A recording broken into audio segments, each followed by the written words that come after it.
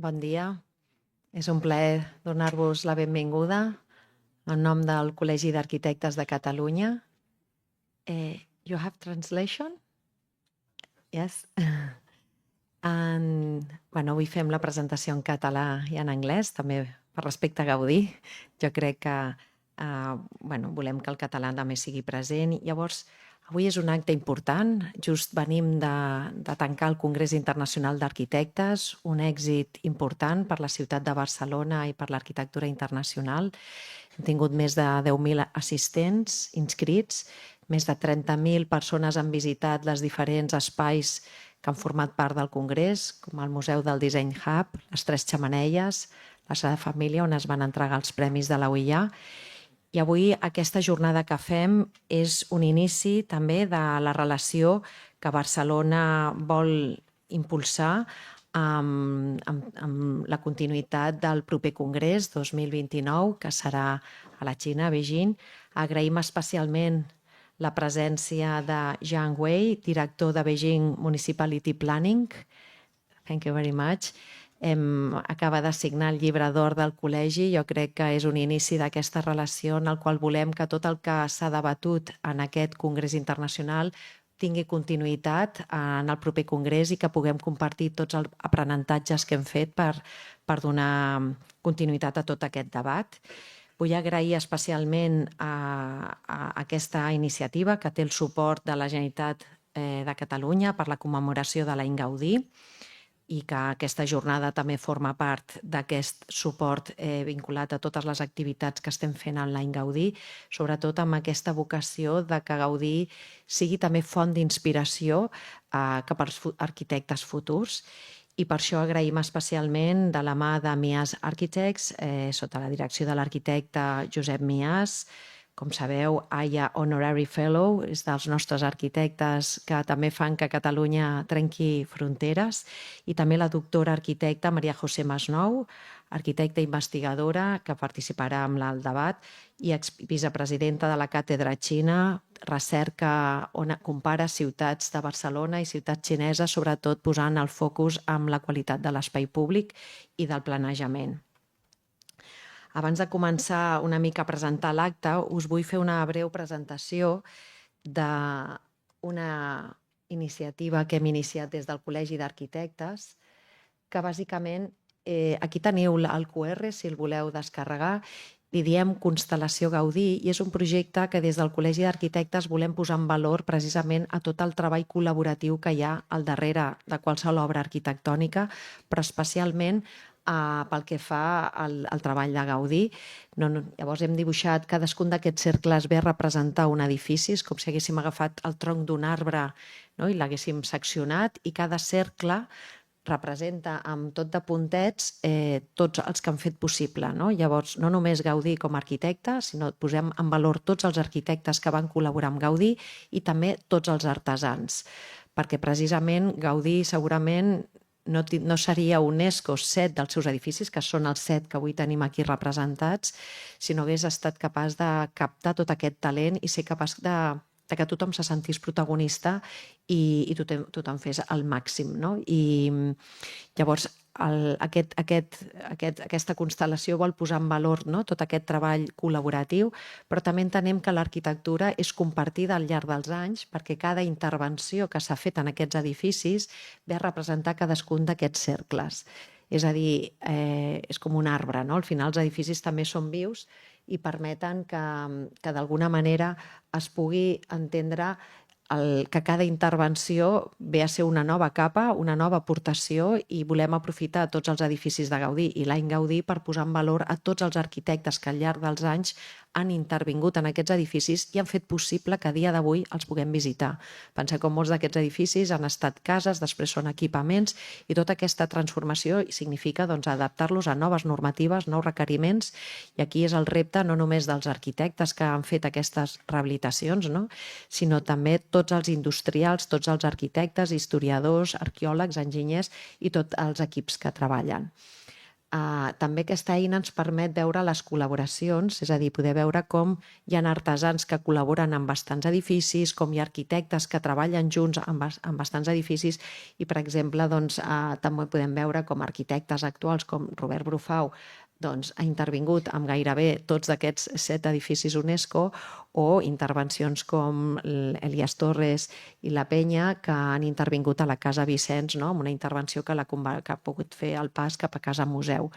Jo crec que aquesta eina el que busca precisament és entendre aquest treball col·laboratiu amb el que seria les pròpies obres de Gaudí, però la jornada que avui estem iniciant, el que busquem sobretot és com podem fer que Gaudí el puguem llegir, nosaltres defensem el Gaudí arquitecte i que el puguem llegir amb els reptes que s'han treballat avui aquests dies al Congrés.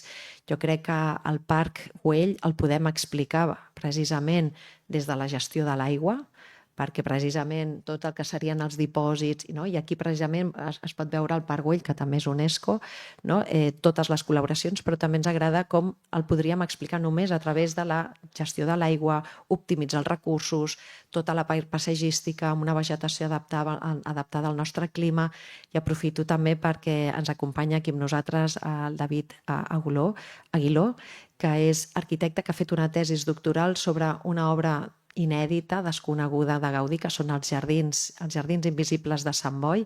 I aprofito aquí per donar una altra mirada, que jo us convido a que llegiu la tesi doctoral, és cum laude, i que es va fer una presentació aquí al col·legi.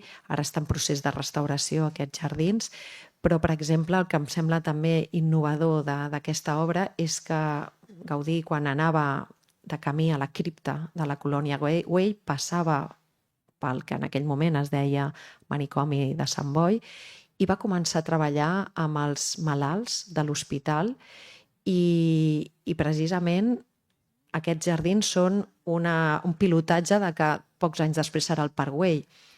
I aquí jo crec que hi ha una altra part innovadora de Gaudí, que és aquesta part d'incorporar les diferents capacitats de les persones i que les persones amb discapacitat intel·lectual tenen també un rol a la nostra societat i tenen una capacitat creativa molt gran. Això ara s'està treballant en tots els àmbits i ja se sap, però en aquell moment ja era molt tabú, per això aquesta obra és tan desconeguda, i crec que aquest és el Gaudí que volem anar revelant, i gràcies a la tasca que molts arquitectes feu ens permet anar descobrint un Gaudí que era precisament aquest talent de captar de tothom a les seves possibilitats. Crec que la pedrera la podem explicar des de la planta lliure, estem treballant de com recuperem les cobertes com a zones de trobada, espais de comunitat. Doncs jo crec que la coberta de la pedrera precisament és aquesta aposta que s'està treballant, de com la coberta és un espai on trobar-nos, on compartir. La Casa Batlló, evidentment, és una aposta cap a la rehabilitació entesa com millorar el confort, millorar la ventilació, la il·luminació, el color. Ara venim d'uns Next Generation, sembla que la rehabilitació sigui posar un aïllament. Rehabilitar és dotar de més habitabilitat i de millor confort als nostres habitatges, però també la Sagrada Família es pot explicar com un projecte que ella sabia que es faria en diferents fases i un projecte en el qual es busca una aposta, diguem, a nivell estructural a través de tota l'estructura funicular, que podríem dir que és una evolució del gòtic, des d'una manera de concebre l'estructura molt diferent, no tant. O sigui, normalment les esglésies i els grans monuments es construeixen de dalt a baix. Gaudí ja ho va concebre amb unes costelles que estructuralment eren independents i es va construir, diguem, des d'un extrem cap a l'altre, no de dalt cap a baix. Vull dir que hi ha conceptes que són realment trencadors de la seva obra arquitectònica i que moltes vegades no ressonen a nivell de societat, i crec que totes aquestes mirades més racionals és el que a data d'avui ens fan que Gaudí segueixi sent font d'inspiració cap a tots els arquitectes joves i de futur. Jo no em vull allargar més, només vull agrair aquest inici de relació que fem amb aquest acte de forma una mica simbòlica, amb aquest vincle amb la Xina i i Beijing i Barcelona, per fer que aquests 3 anys que tenim per davant siguin una oportunitat per compartir aprenentatges i per construir junts aquest repte. Agraeixo també a la Universitat Internacional de Catalunya, la UIA, que també col·labora amb aquesta jornada, al Ricard Planas, fundador i CEO de Bonart, i especialment als seus comissaris que faran la presentació dels nostres ponents i els nostres convidats. Moltíssimes gràcies.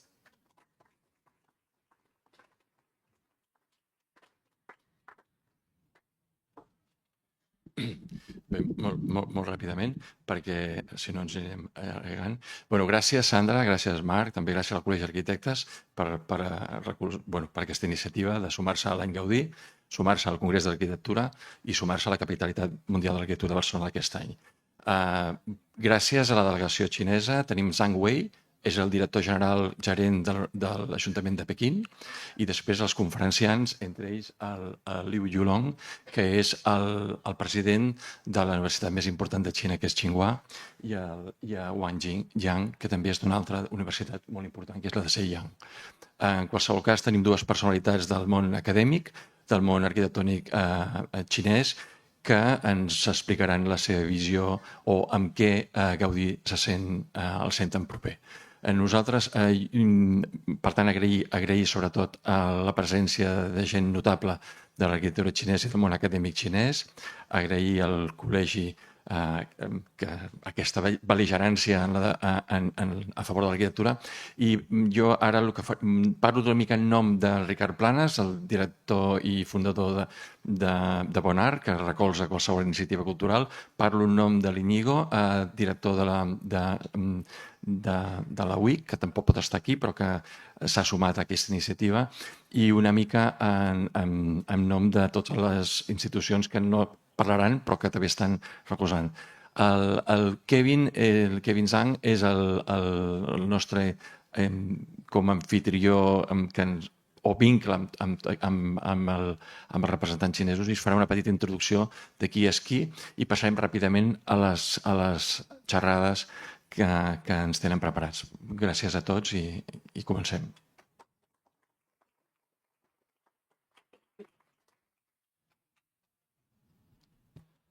Distinguished guests, ladies and gentlemen, good morning. My name is Kevin. I'm from Beijing, a city that is very close to Barcelona in terms of the Congress and the capitality.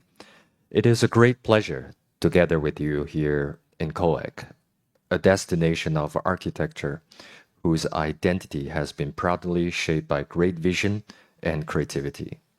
Today, as we explore the legacy of one of the world's most influential architects, Gaudí, we have the opportunity to reflect on how architecture can respond to the challenges of our time and contribution to the future of our cities. First, it is my privilege to introduce our guest from China, Mr. Zhang Wei, Director of Beijing Municipal Commission of Planning and Natural Resources, as one of the key leaders responsible for the planning and development of China's capital city. Mr. Zhang has played an important role in guiding Beijing's urban transformation, heritage conservation, and sustainable development strategies.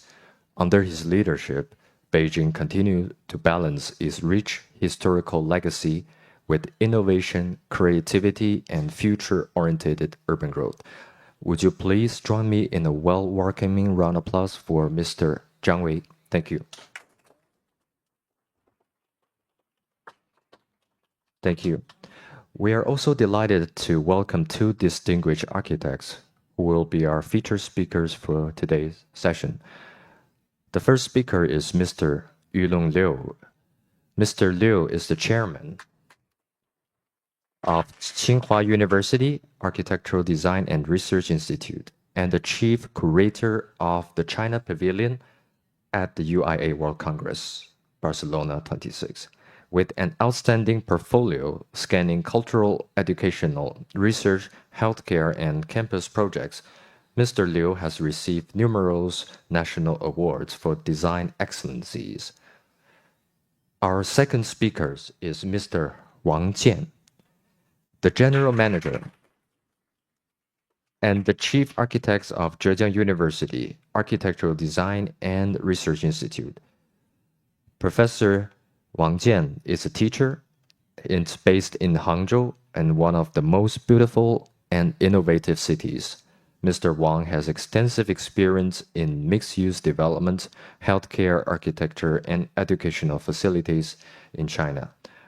After some months of preparation and closely work with our friend, Professor Josep Miàs, and with the tremendous support from the Dean of COAC Center, today we will explore how Gaudi's vision continues to inspire the contemporary architecture and urban development across cultures, bringing the continuity for the Congress and Capitality from 26 towards 29. And thank you very much for being here. Thank you.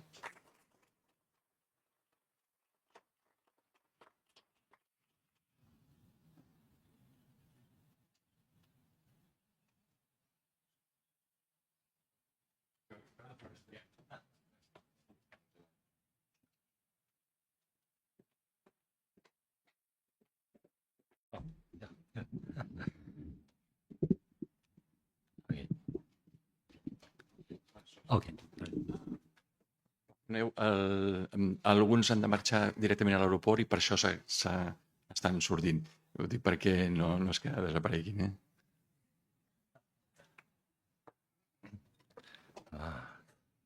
So many. Yeah. Oh, no, nice. Yeah. Good morning, everyone. Buenos días. Thank you very much for the introduction. And it's an honor for me to share with you on this topic. And it's my honor to be here to join the big events of the Barcelona Architecture Design Year. Yeah. Being asked to talk about Gaudí from Chinese architect point of view, I realize it's not something easy. But I believe it's still possible as long as it's addressed in terms of an understanding of deeper relevance of the two instead of an easy formal similarity.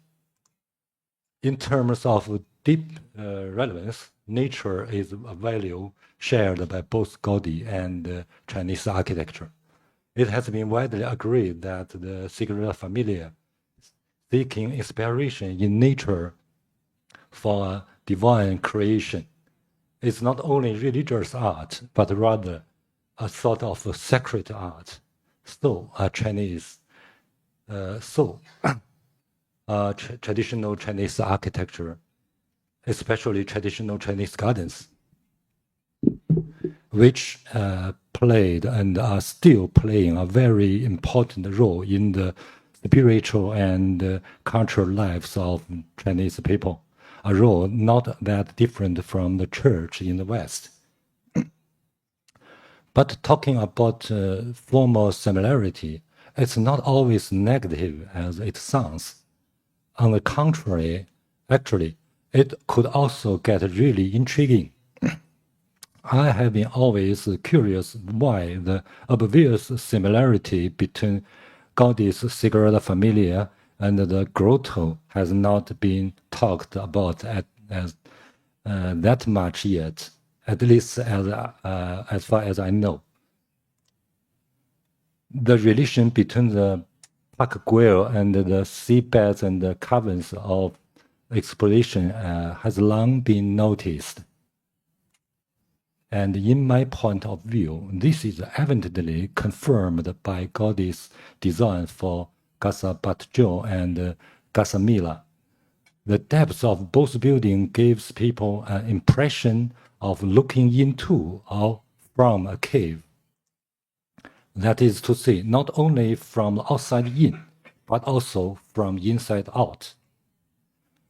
The curvilinear facade depends as much as on its depth as on curve itself. It has to be deep enough to be curvy, or rather to be nature. Arguably, efforts are made to achieve this depth of facade in both cases rather than curves. The latter reinforces the formal, not the other way around. The plan and the elevation are consistent. Undoubtedly, in this aspect, the Sagrada Familia is especially so. The Nativity facade definitely remains any observer of the man-made grottos in Italy as well as many other places around the world. Before the whole, the grotto came into being first, and it's not difficult to realize that the so-called Nativity facade of Gaudi is almost a disguise of the original Gothic facade. Man-made grottos have existed way before Gaudi's Sagrada Familia, the so-called Bortolante grotto, a unique blend of architecture, painting, and sculpture, is located in the far north of the Boboli Gardens in the Florence.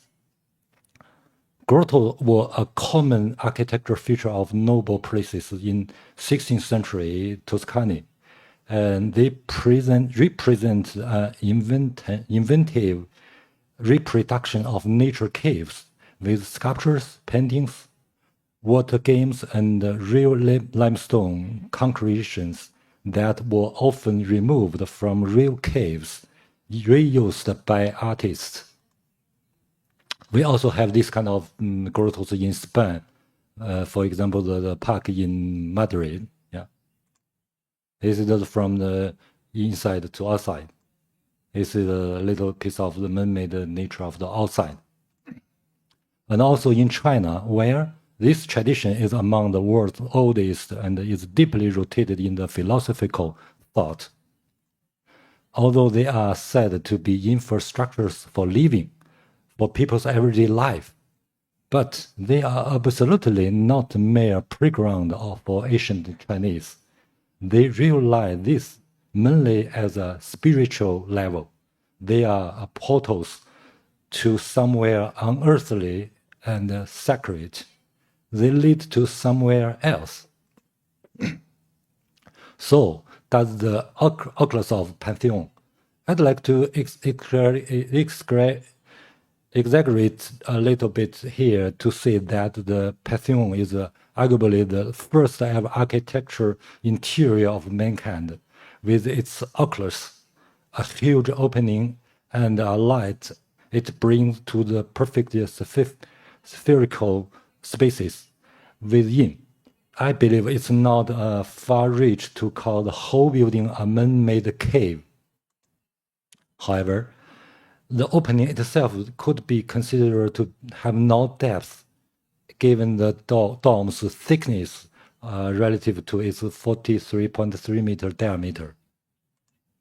Things are different here in Boch's depiction of our way to heaven, which seems to be probably not only a cylinder, but rather a cone. Either way, it's an tunnel or an opening with a large depth. A deep opening, if you will. This is one of the key differences between Gaudi's openings and the oculus of Pantheon or any other existing openings of Gothic architecture. They are deliberately done with a significant depth and with a hyperboloid shape, which is even more complex than Boch's way to heaven. Opening on the facade are of the same hyperbolized form, and these various hyperbolize are seen more clearly here during the construction.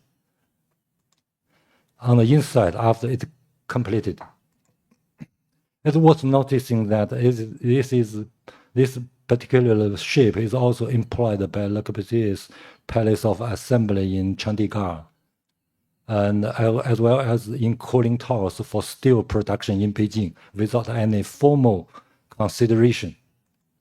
But they could be, and in many cases have been already transformed into architectural interiors, giving users a certain kind of feelings and atmosphere not very different from the one we get at Pantheon, if not even more strong and mystical, which is a combination of beauty and sublime at the same time. The inspiration of Gaudí's grotto-like deep building envelope, no matter it happens on the facade or the roof, it's not always about being spiritual or religious, but rather more fundamentally, as well as architecturally, it's about realizing the dialectical relationship between mass and void, between the present and the absent. A lesson we can get from not only Gaudí, but also more generally in the boucher of the classical architectures. I'd like to contract Gaudí's monumental and sacred architecture with a laboratory, a building type with a much more utilitarian purpose and for everyday use. Playing with the notion of the deep facade, we did this design for the medical lab of Qinghai University in China. Interestingly, when we designed this project and the other two I will introduce lately, Gaudí's was not on my mind at all. They were not conceived as a reference, as inspirations to his work, but still they share common interests. And this building was completed last year, and this is how it looks now. Contemporary research buildings, especially biomedical laboratories, are equipped with numerous fume hoods at the front end, which conduct strict and effective ventilation and exhaust through metal ducts and concrete pipe wells. This is a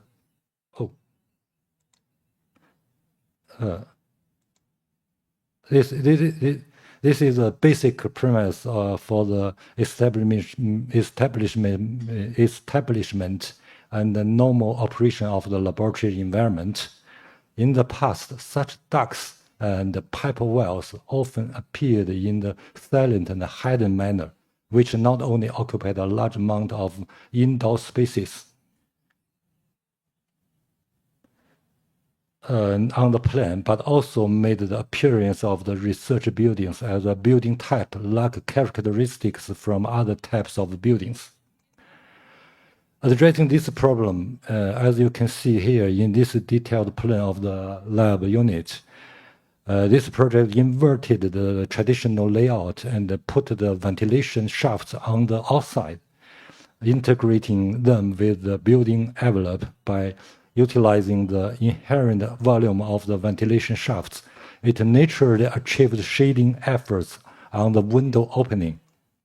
You can see pretty clearly how these ventilation shafts distributed across the floor plan and thus form a deep facade, a shell of thickness, if you will, for the building. Below this rational up part, we shaped the roof of the lower part of the building into a playground of running track, ramps and stairs and amphitheaters, a very free topography with its almost nomadic ups and downs for people to work and do all kinds of outdoor activities. Well, solving the problem of artificial ventilation and exhaust in the laboratories and achieving an operating high light environment without glare, the building facade gains a rational and lively rhythmic pattern and a solid and void relationship similar to the boucher of the classical architecture, looking like abstract grottos.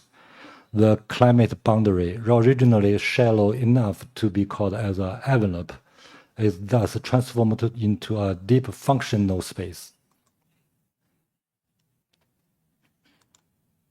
Here is a building.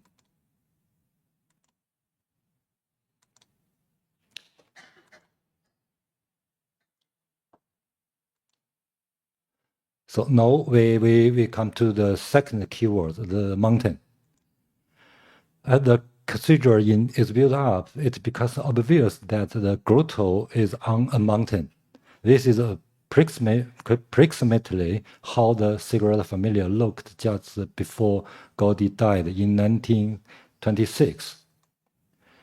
The silhouette or skyline of the Sagrada Familia is said to fully participate in the symbolism of the temple mountain. The parallel nature of the symbolism of the temple with that of the mountain occurs because both represent the mystical center for or meeting point between the two worlds, between heaven and earth. It's already there from the very beginning in Gaudi's sketch, a sacred mountain. Despite of its pre-existing plan, Sagrada Familia is so different from other cathedrals in the aspect. Traditional Chinese landscape painting, we call shanshui, is also sacred art and is so unique in terms of its seeing and expressing nature as something of the independent aesthetic value and philosophical or cultural meaning. This is especially true if you take into account the energy put into it by generations of scholars and painters, continuously in so many years of history. Mountains in these paintings are, or rather in the mind of Chinese scholars, are related to their immortal belief and thus play a role similar to, in many ways, to churches in the West. And this dates back to very early stage of history, according to the scholars such as Wu Hong on the bronze wares of ancient China. These things with their terraced profiles and strange beings in their bellies are early images of the mountains. And for ancient Chinese, mountains are places of great importance in nature, and they have a hollow interior where the immortals seem to live. You know, this here is a mountain in the ancient Chinese. This is a mountain. Immortal. Inside, it's a hollow mountain. Similar to representation are found very commonly on different wares. This is a mountain, immortals inside the mountain. These patterns look more familiar to us. They are so-called mountain pattern, a pattern broadly used later on ancient Chinese bronze wares. Scholars of art history believe that this pattern is a direct development of the formal representation of sacred mountains you have just seen before. And as shown in the Dunhuang grottos, these sacred mountains are in between heaven and earth. You know, this is the wall, it's the roof, it's sky, it's the earth. In between is the mountain here. In Dunhuang grottos. Again, they are where the immortals or the sacred beings dwell. They live in the mountain. Those things are not very any different in late landscape paintings, even without any depiction of heaven or a secure world. And the mountains are sacred places where the physical meets the spiritual and where you can go into to find another world. They are portals or in the nature. In the mountain, from bottom to the top, you go through a series of openings, and by effort, you become immortal and live happier ever after. To the top of the mountain, from inside, from bottom inside to the top. So we did our version of the mountain. This is a college building composed of a large exhibition space and a small training studios and art programs. considering both its programs as well as its set conditions.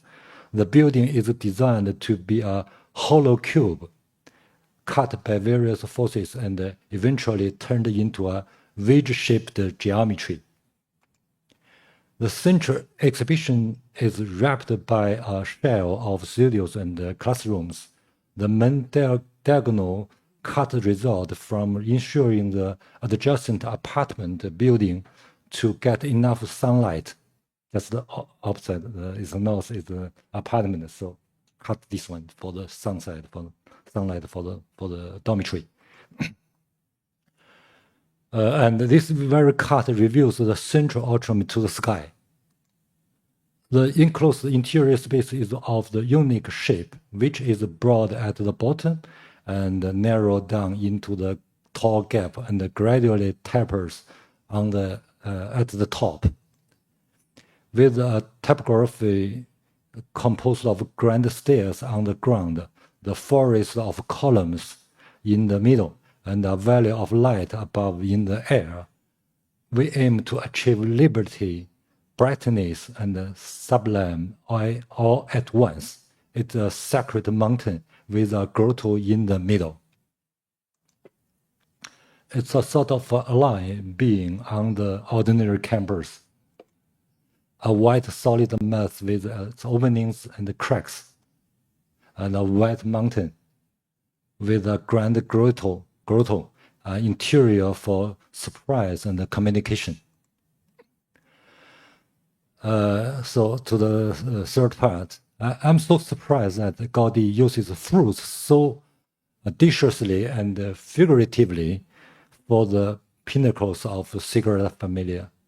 Although it's probably the most difficult part to talk about, the most striking feature of Gaudí's works is their ornament. Personally, they took me by surprise, not as claim, but to the very contrary, as a vehicle of Gaudí's true genius. I think I'm not exaggerating when I say it's an accomplishment no one else has ever achieved in the history of architecture and humankind. As Gaudí put it himself, everyone finds their own things in the temple.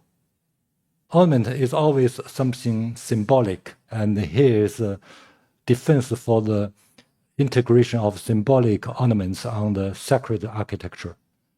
Sacred art must be symbolic because it must translate into images the correspondence between the unmanifest and the manifest world. Heaven must come down to earth. In sacred art, nothing is gratuitous or the result of pure fantasy. Everything has its explanation. From the mainstream point of view of our contemporary architecture, these ornaments are on the margin of the map, if not totally off the map at all.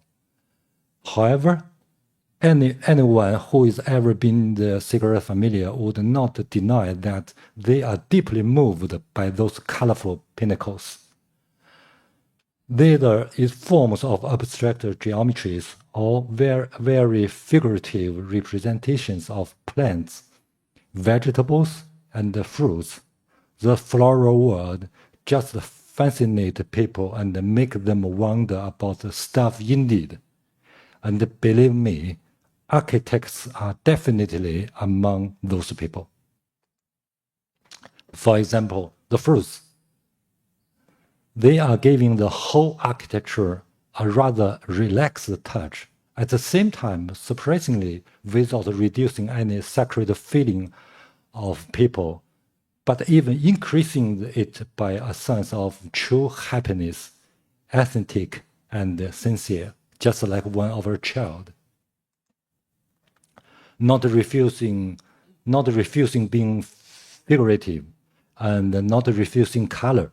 These are the lessons the Sagrada Familia offers. In fact, the colorful light is also part of its ornaments.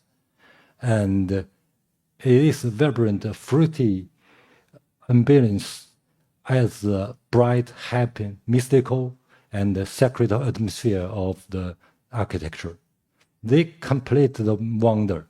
In this respect, the building comes remarkably close to the picturesque ideal, bringing together beauty and the sublime, a combination that has long been regarded as one of the architecture's great challenges. And also traditional Chinese architecture shared this feature of the making use of figurative ornaments and the color. It's also very colorful in the South China, in the Asian China, South China houses. And similarly, they are also symbolic and meaningful, serving the purpose of satisfying people's imagination of transcendental spiritual world, which again is quite off the map of today's architecture. It's also in the garden in Suzhou in China, the pavement in the gardens. In recent scheme, we also make our own efforts in this aspect. We try to create an artificial alley for the School of Plant Protection. The design of the plant protection building at the Shandong Agricultural University satisfied the functional requirements of agricultural research and experimentation. Beyond this practical purpose, we want the building to carry the more imaginative and symbolic dimensions. One that could connect the scientific research with the world of plants, growth, and nature. So, at the center of the building, we designed a 5-story atrium. Within this space, 12 large trees raised through the hall. They are, in fact, ventilation shafts, but we treated them as architectural figures rather than purely technical elements. We hope to give the research building a more human and poetic quality, allowing science and human experience to become part of the same spiritual whole. The trees' ventilation shafts are huge in scale, with a height of about 30 meters, with a capital of convenient profile about 2-story high. And also we designed the floral patterns for the capital. In this sense, the project can be understood as our own attempt to reintroduce a figuration into contemporary architecture. To conclude, thinking about the Gaudi and China, for me, it's an opportunity to rethink some dogmas of modern architecture which have long been taken for granted. Looking forward to the future, we need new forms of architectural innovation that integrate technology, humanistic, and nature. The exhibition I curated at the UIA Congress, A Dynamic View of Contemporary Chinese Architecture, shares this value and aim to share our thoughts and attitudes as Chinese architects today. This is my share of Gaudi and China, as well as my own practice and thoughts on architecture as a Chinese architect. As a Spanish composer, Joaquin Rodrigo, right, once said, "Mi copa es pequeña, pero es la mía." My cup is small, but it's mine. Thank you. Gracias.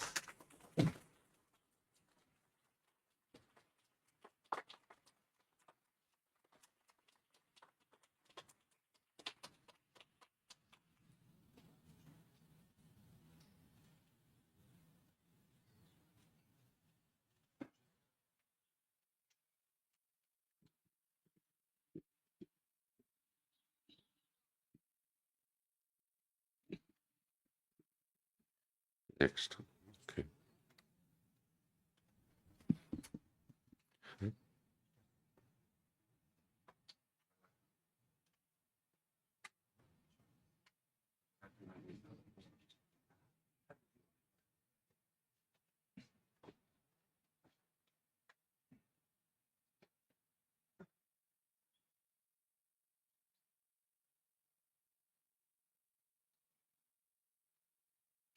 Okay, it's okay. Hello, everybody. I'm Wang Jian from UIA, Architecture Design and Research Institute of Zhejiang University. I'm from Hangzhou, the AI city in China. We have Liang Wenfeng, the DeepSeek's founder, is the graduate of Zhejiang University. So I take something about AI. It's a great honor to be here in Barcelona, the city of Gaudi, to discuss with fellow architects a topic that concerns the future of architecture.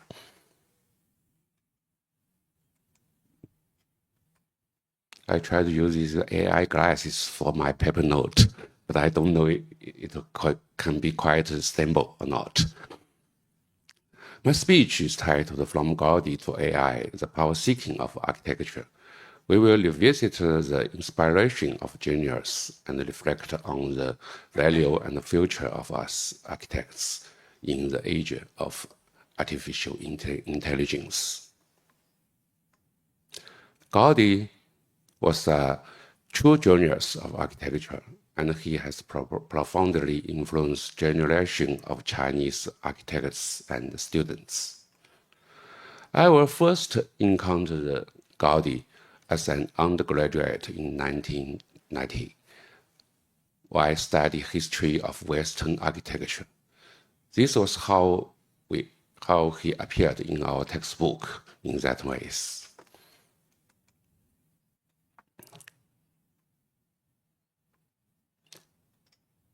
Gaudi's legacy to the world is immortal.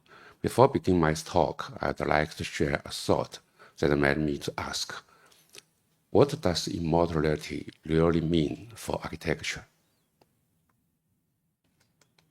Is immortality merely about material durable or design excellence?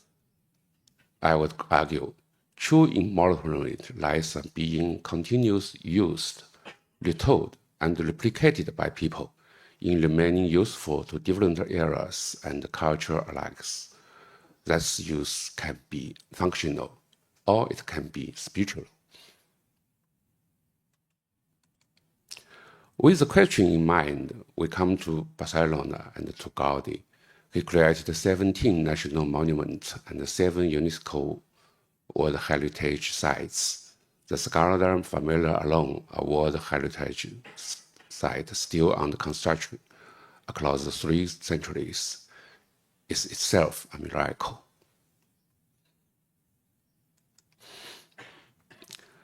Then why Gaudi's architecture immortal?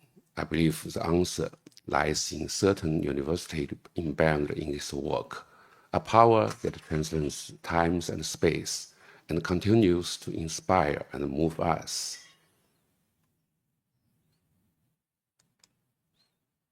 Gaudi's genius and immortality manifest in 2 dimensions, the singularity of his expression and the universality behind it.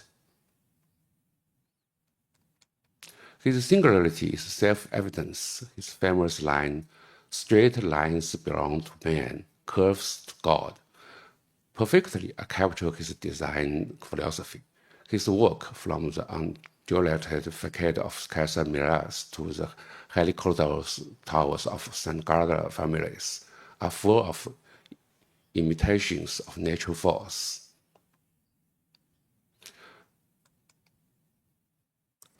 Gaudi's unique style cannot be copied, but the very fact pushed us to ask, if genius cannot be replicated, why about us ordinary architects? We would learn from his understanding of nature and life rather than merely copy his surface. We found Gaudi's genius didn't come from nowhere. He absorbed the universal wisdom of human civilization broadly. His research spanned widely, and distant China was once among his sources of inspiration. They tell us a true genius' greatness lies in connect and translate wisdom across culture.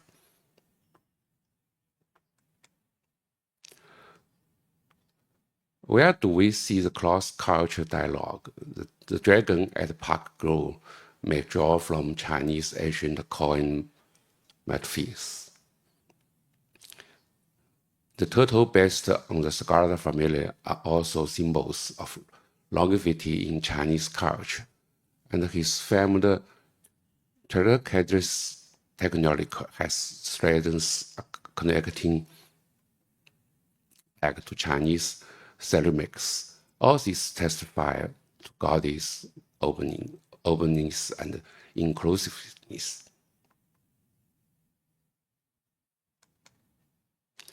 An even deep response lies in the philosophical level. Gaudi's ideas of think like nature echoes the Taoist Chinese conception of taking nature as teacher. We call it 师法自然.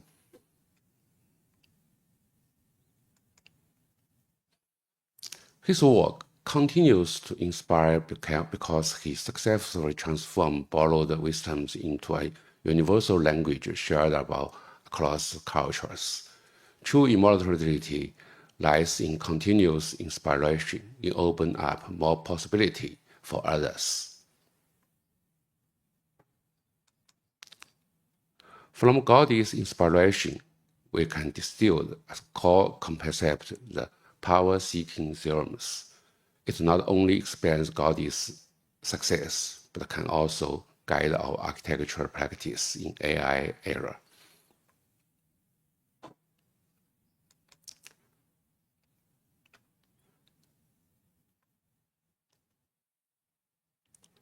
What is the power-seeking theorem? Simply put, the optimal stage for an agent, intelligent agent, is not to chase an immediately concrete goal, but to maximize the number of future state options. Value future option over present gains. When Gaudi opened his vision to all the culture that was power-seeking, it unlocks infinity possibility for his later creation. The power-seeking theory is not a classical theory in mathematics or physics. It was proposed in 2021 by computer scientist Alexander Turner at Oregon State University in the content of AI agent research. An agent that doesn't chase immediately targets, but maximum future option count achieves long-term maximum return.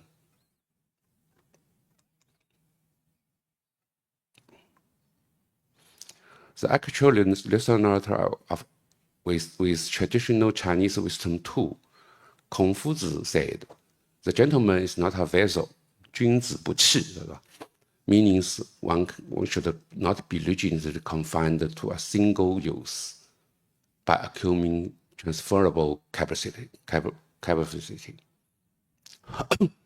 One keeps system flexible and capable of first transition. Today we stand at the AI era. The theme of this UIA Congress becoming is precisely an embassy of possibility. AI is profoundly reshaping our profession. It can generate themes intelligently, optimize parameters, and boost productivity by over 15%. It's a huge opportunity and a severe challenge.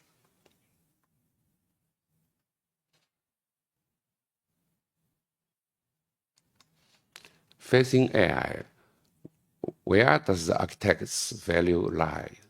Clearly not racing against the machine for speed.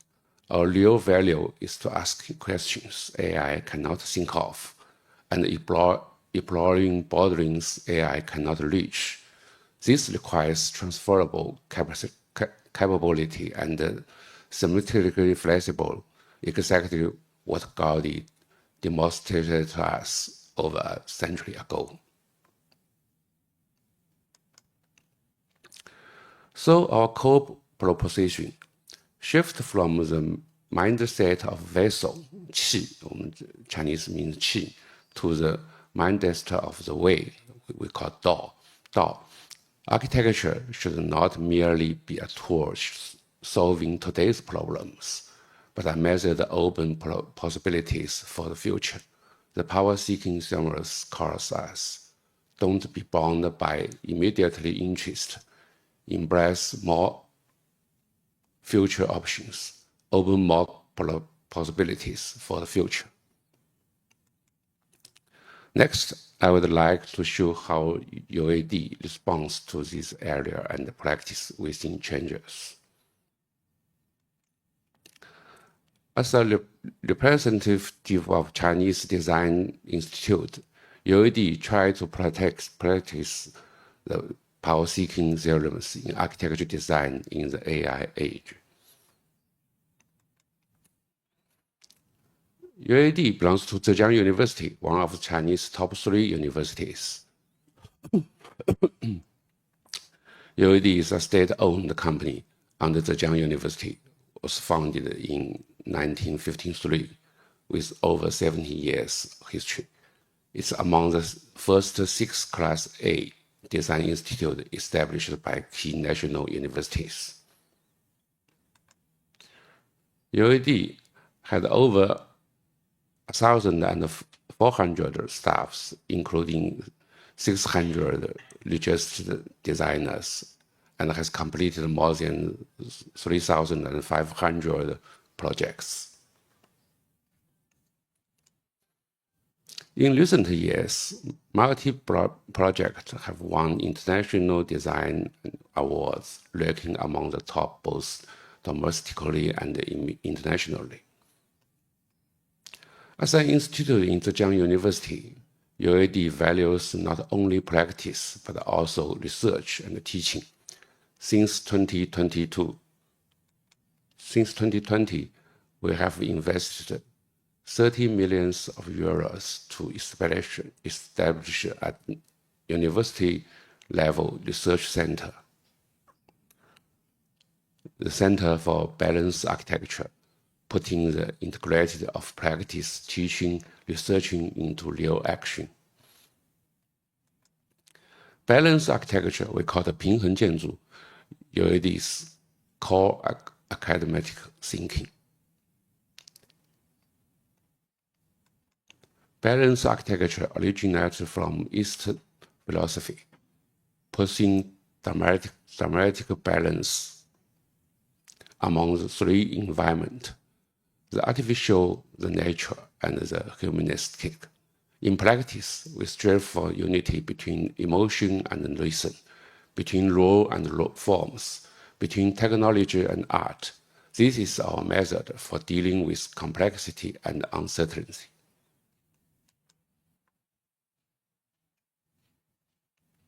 Balanced architecture resonated deeply with the power-seeking theorems. Gaudi's practice was seeking balance among opposites.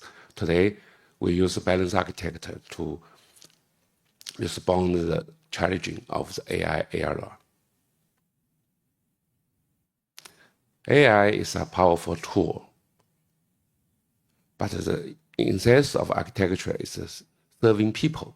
The humanistic care AI cannot replace. Our way of balance is precious how we keep organization flexibly and return more choice in an uncertain future.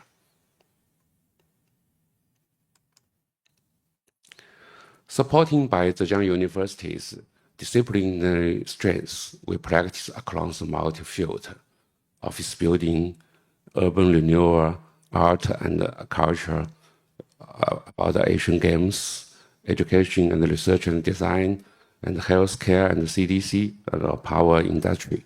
These are our field.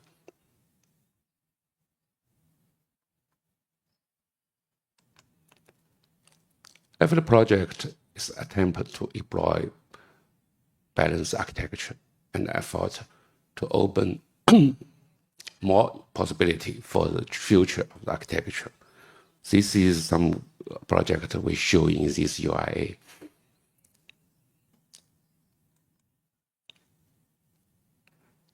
Dayu Memorial Hall. Instead of erecting a landmark to dominate the landscapes, we let the building nest into the old site, activating a new dynamic balance between nature and culture. We put 2/3 of the building underground.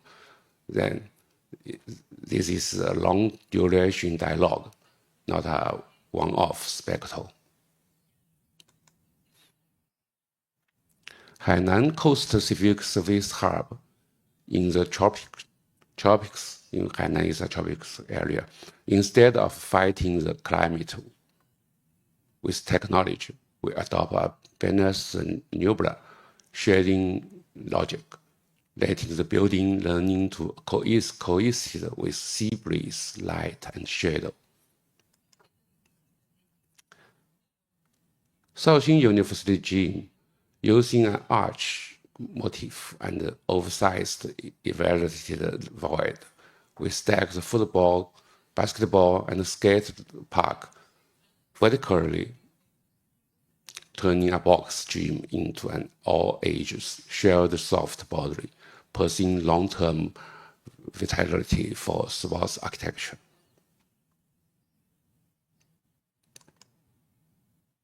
The smart building, the ZGU Alumni Enterprise Headcorp Economic Park. This dancing box,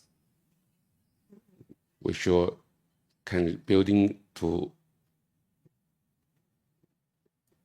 its ground lifted. In Collegio, we built it in an innovation hub for AI, quantum, smart manufacturing industries that haven't fully grown yet, proactively leaving the interface for the unknown. The Suyang Art Gallery on the northern Jiangsu plain, we translated Suyang's culture tradition into contemporary architecture languages, making a small town art gallery a culture interface between local and universal.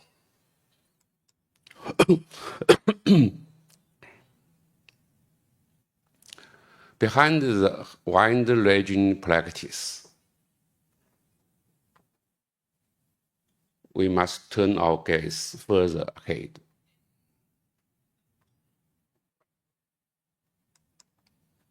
How should we imagine the future of architecture as a discipline or an industry or as education?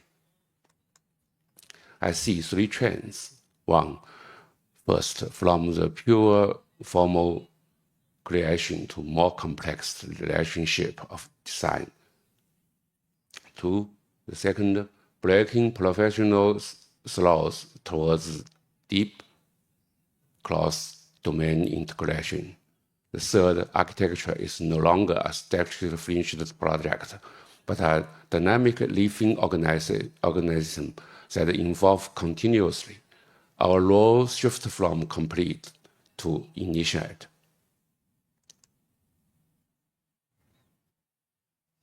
For the industry, the key to survival and to evolution lies in embracing AI, while shifting our more comprehension from teaching technical skill to value judgment capability. Future architecture organization will evolve from traditional project-based models to more flexible platform and ecosystems-based models. All the architecture point to education. Our goal is to cultivate non-vessel talents. The thinker not shaped by a single skill. At the center of balanced architecture, we do that by letting students learning in real project. grow through the intelligent collision and thinking within ground questions. This again echoes power-seeking zeros. The education empower the students to explain the possibility, not feel container. Our mission is to cultivate the new generation of architects. They are the flame that lights the future, not a vessel to be filled. Finally, we live in an age of uncertainty. Let us not be vessel clinging to a single skill, but the way involving continues. The Sagrada Familia has been under construction for 142 years, and it is still unfinished. And they tell us, great ideas are never afraid of being unfinished. In the AI era, our mission is not to racing against the machine or computer, but to work with humanity, guarding the humanity's spirit and create a warm space. This, I believe, is the most precious heritage Gaudi left to architecture in the AI age. It's the last tribute to our great Gaudi and to all great architectures and architects. Thank you very much.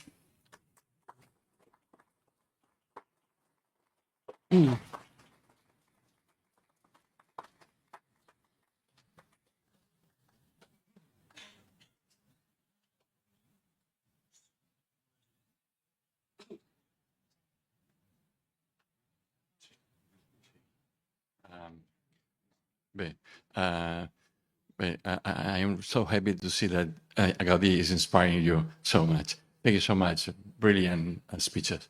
So now we'll proceed to the round table. You can take the seat. Farem la taula rodona immediatament. Estaran els dos ponents, estarà Jordi Barbany, amic, una persona molt implicada, ja ho explicarà ell, a la Sagrada Família. Estarà la María José Masnou i estarà la Mercè Riba, que també ens explicarà la seva experiència com a artista. Llavors podeu sentar-vos i farem una petita... Intentarem ser breus, però farem un petit, no debat, però sí com una taula rodona.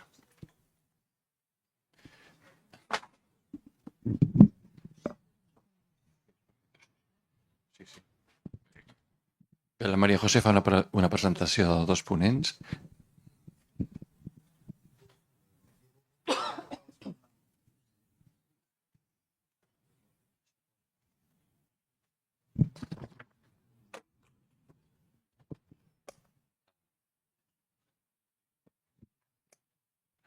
Perdoneu, un dels ponents agafa un avió i se'n va cap a l'aeroport i es queda el director de Tsinghua University.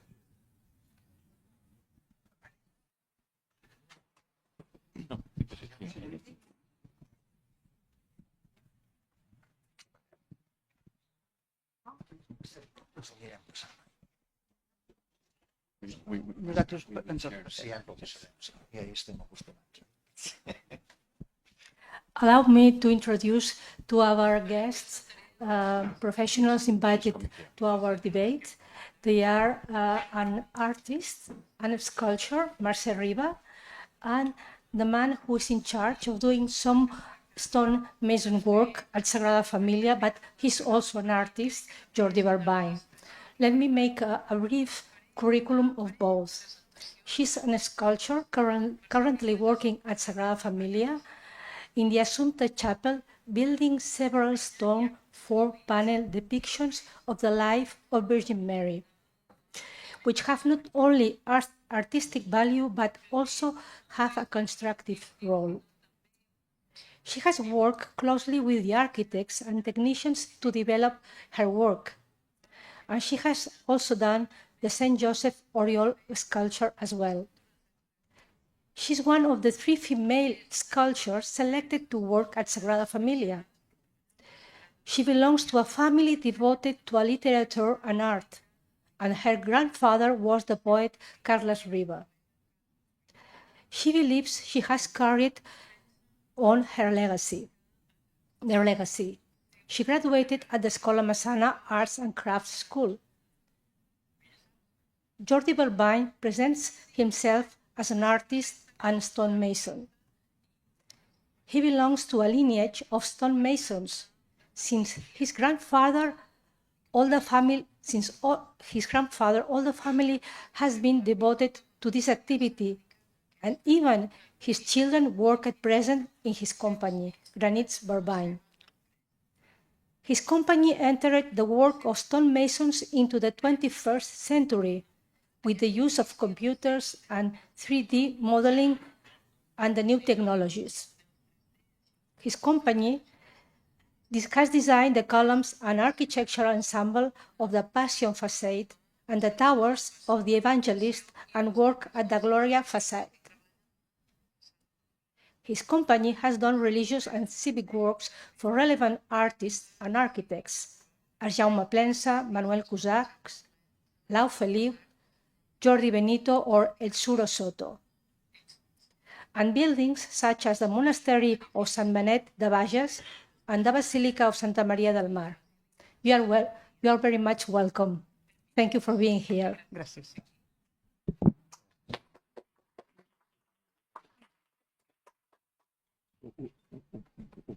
Ho podem fer tot en català, eh? Sí. Perfecte. Déu-vos en guard que no, Okay, let's begin the debate. I think that we have plenty of really interesting questions from our guests at the debate. And we would like to thank Professor Liu Yulong for coming and having displayed such an interesting explanation of his work and the relationship with work of Gaudí's work. Thank you very much.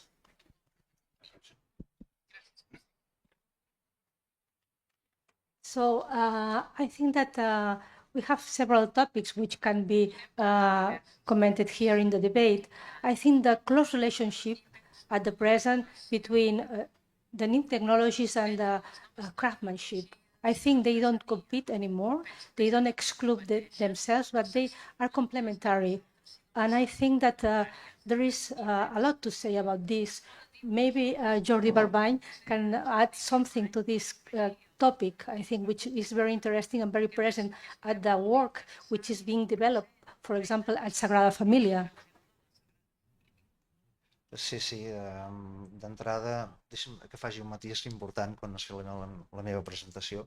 Primer, no som artistes, ella ja ho sap, som artesans, i no dissenyem les columnes, sinó que les executem. No sé si se m'ha sentit. I torno, que volia fer el matís de que nosaltres no som artistes, som artesans, vull dir, els artistes són els que nosaltres ens dirigeixen i no hem dissenyat les columnes de la Sagrada Família, sinó que les hem executat. El disseny ens els fan els arquitectes, que són la gent que en saben. Pel tema, sí, diguem, amb la intel·ligència artificial, sí, és una pregunta que els volia transmetre amb ells, i de fet a tots els que esteu en aquesta sala, que sou els que sou tècnics i amb una formació que a mi m'agradaria arribar a la sala de sabata. A mi em fa por la intel·ligència artificial, o sigui, em fa por i penso en Gaudí, vull dir, ja estem parlant de Gaudí, i què hagués fet en Gaudí amb la intel·ligència artificial al seu abast. Jo no sé, no tinc clar que ell hagués arribat a pensar el que va pensar si hagués tingut la intel·ligència artificial. Dic intel·ligència artificial com podríem parlar de programes informàtics. No sé si hagués arribat a pensar tot el que va pensar si hagués tingut a l'abast aquestes eines que pensessin per ell. No sé fer la pregunta, però això a mi em transmet una inquietud. I me'l transmet a casa. O sigui, nosaltres a casa sí que penso, i estic orgullós de dir que nosaltres hem aconseguit posar els picapedrers en el segle XXI, hem aconseguit posar maquinari i tot això, i la meva lluita a casa és que no entreguem mai, no entregarem mai, i farem que sigui així, una peça produïda per una màquina. O sigui, darrere d'això hi ha d'haver aquesta mà, hi ha d'haver aquest artesà, hi ha d'haver aquesta sensibilitat de l'artista que ens pugui dir fes això i nosaltres saber-ho transmetre. Llavors la pregunta potser seria això. No sé si Gaudí, si hagués tingut la intel·ligència artificial al seu costat, aquestes màquines, aquests elements que haguessin pogut pensar per ell, si hagués arribat a desenvolupar el que va desenvolupar.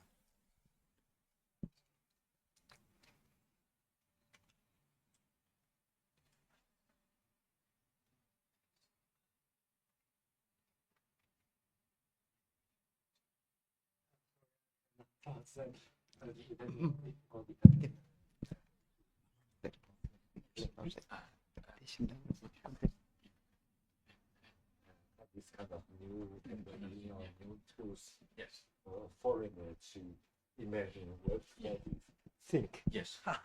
It's not easy for a foreigner to imagine what Gaudi will, if he had the AI tools or something like this. I mean,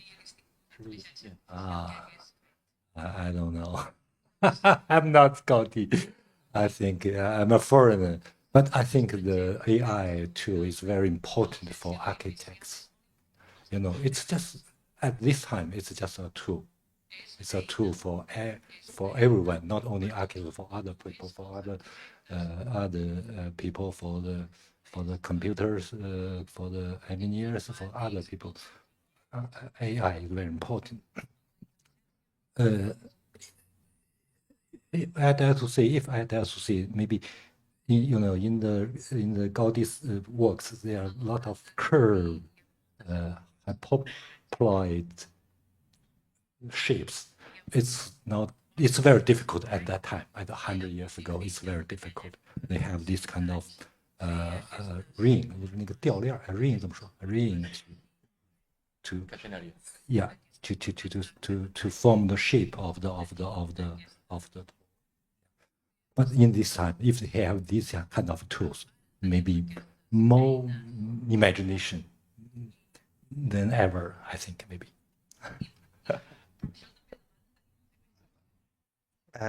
No penseu que això va en detriment, ara els hi pregunto als arquitectes, jo soc un pobre picapedrer, no va en detriment del vostre ofici també? O sigui, Gaudí va haver d'explicar una superfície arreglada pràcticament a l'esquena d'un paleta, doncs posant-li el ric-li dient el que havia de ser.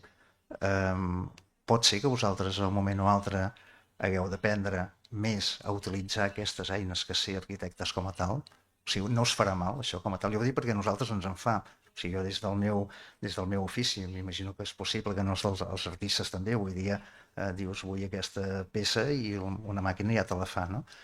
No sé on... Bé, no... Sí.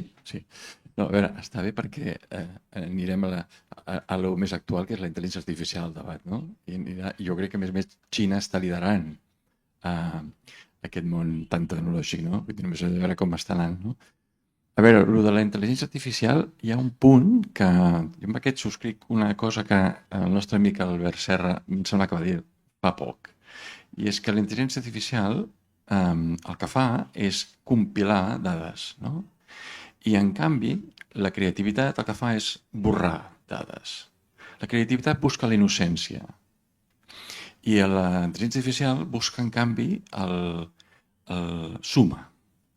La intel·ligència suma i a partir del sumar va construint una possibilitat, però tot informada, no? En canvi, la creativitat, com més innocent ets, més creatiu ets, per tant, borra. I en aquest sentit, jo crec que la intel·ligència artificial pot ser molt útil precisament per accentuar aquest borrar i tornar a la radicalitat, a l'originalitat, que no vol dir més que tornar als orígens, no? Llavors, a mi em sembla que Gaudí és d'una innocència extrema, o sigui, és d'una ingenuïtat també. M'agraden moltíssim les fruites. Per exemple, quan ha parlat del capítol de les fruites, m'agrada moltíssim, no? Perquè és que és com un nen petit. O sigui, Gaudí té aquest punt, o sigui, dubto que la intel·ligència artificial col·loqués aquelles fruites en el pinacle, no? O sigui, només ho pot fer un nen petit. I, per tant, a mi em sembla que estic encantat amb la intel·ligència artificial perquè precisament posarà en valor aquesta innocència, aquesta gairebé ingenuïtat que Gaudí ens parla constantment. Llavors, també vull fer un comentari. M'agrada molt, és molt egoista portar Xina a parlar de Gaudí, molt egoista, en el sentit de que m'ha interessat moltíssim com ells se senten tan pròxims, com és capaç Gaudí de ser tan universal. Jo crec que és una cosa que ens ho revela la presència d'ells, no? És quan parlem a vegades de Miró, és molt universal perquè és molt local, perquè parla de les patates de Tarragona, no? I llavors, en aquest sentit, crec que el bonic d'avui és ells que estan precisament en aquesta situació de la intel·ligència artificial a tope, com són capaços de dir ens està inspirant fins i tot molt més enllà del que nosaltres som conscients, no? I jo crec que no contesto massa, però sí que a mi em semblava bé explicar per què estan aquí, per què la intel·ligència artificial ells la poden explicar fins i tot millor que nosaltres. Fixa que no ens han explicat tècnicament Gaudí, ho fan les màquines, ens han explicat alguna cosa molt gairebé d'il·lusió, d'aquest optimisme. Ha tret paraules que ni nosaltres, a vegades, quan parlem de Gaudí, i els catalans parlem de Gaudí, en parlem amb aquest caràcter, com s'hi senten propers, com veuen aquesta cosa tan tectònica. En aquest sentit, també em semblava com molt interessant que estiguéssiu vosaltres, perquè heu tocat Gaudí, perquè la vostra feina és de pell, és físic. Llavors, m'ha agradat també molt el ponent, amb les ulleres que ell anava veient el que estava projectant, però fixa't, de què parlava? Amb un instrument, però seguia parlant d'emocions, d'ingenuïtat, d'innocència, d'allò que és creativitat. Per tant, no sé, jo ara m'he anat per les branques, però una mica posar en valor la vostra feina i posar en valor la seva visió. O sigui, agrair-los que des de Xina ens diguin, ens llegeixin Gaudí d'aquesta manera. Jo també afegir que la intel·ligència artificial és una eina molt útil, molt ràpida, però sense sensibilitat i sense l'emoció dels humans, de nosaltres. Per tant, és una eina a utilitzar, que evidentment ens farà fer un pas endavant a tots, en els arquitectes, en els tècnics i en els artistes, perquè tot de cop avançarem amb aspectes molt més ràpidament, sempre que no deixem de banda el que és propi de nosaltres, que és la humanitat. Posats a agrair, jo també li agraeixo el que, tot i que visualment és superevident, és com totes les obertures fetes i projectades de la Sagrada Família són coves. Aquesta idea de que entraràs en una cova. I crec que el fet que qualsevol dels visitants, quan entra, té una sorpresa. Quan entra a la nau central, té una sorpresa de llum, de dimensió i d'espiritualitat, que és una de les finalitats, doncs és perquè entres en una cova i gran sorpresa. Agrair que m'has obert els ulls d'això, tot i que és el més evident, però no hi havia pensat.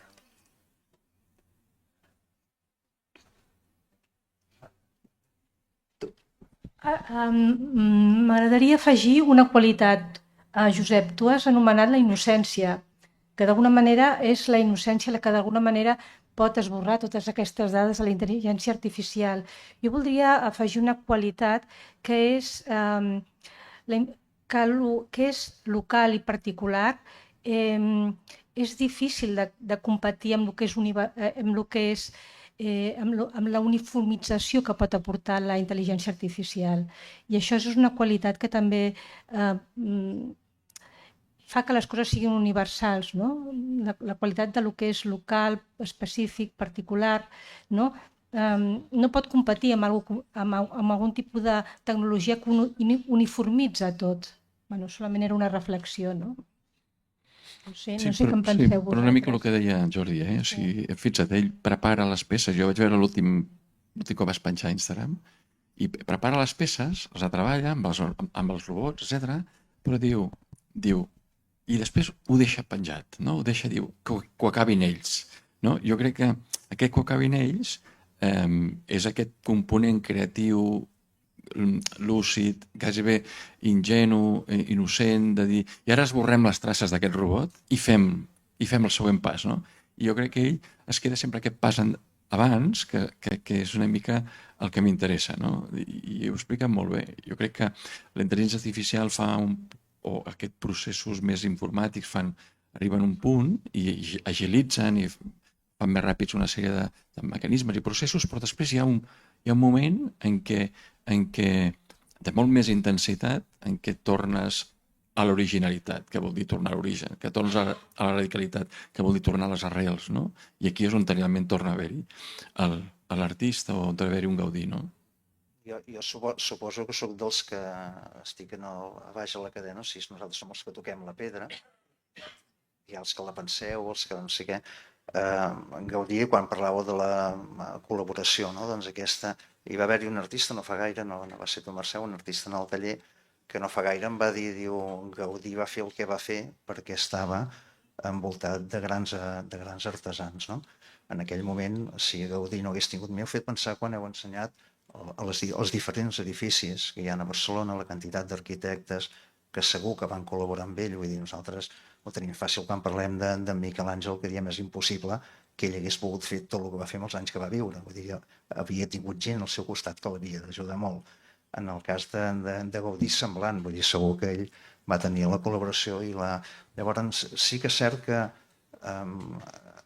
jo una miqueta potser no he fet bé, no he formulat bé el que volia dir la intel·ligència artificial. Nosaltres ho fem servir tècnicament molt, i he dit abans que hem posat els picapedrers del segle XXI, estic una cosa, però si penso en el meu avi, que va ser coetani d'en Gaudí, amb el meu fill, el que té ara, el meu avi treballava pràcticament amb les eines que tenien quasi ben a l'edat de ferro.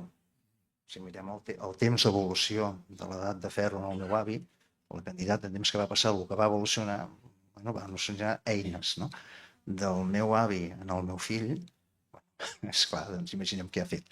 Llavors una miqueta la preocupació que us deia és aquesta, o sigui, Gaudí, ell sabia transmetre això a aquella persona, li sabia dir com l'havia fet, com fa la Teresa amb nosaltres. No? Sí que és cert que nosaltres la maquinària el que ens fa és arribar a la prepeça, llavors la intervenció d'ella doncs ha de ser. I a mi només em preocupa això, el fet de dir, quan us volia transmetre aquesta pregunta a la taula, era una miqueta que penseu que l'intel·ligència artificial, tot aquest moment que és molt important i que l'estem vivint, tots el fem servir, nosaltres els primers, pot provocar que aquesta relació de col·laboració minvi, es faci més petita, no ho penseu, això que pot arribar a passar? Maybe add some words of the AI. You know, in my feeling to the Sigrid family, I think maybe in the ancient time, the stone is not too big. It's a small stone. They piled the stone all together to form the form to build the form interiors. But now we have the new technology. We have just like the grotto, the kind of narrow curved method for big stone.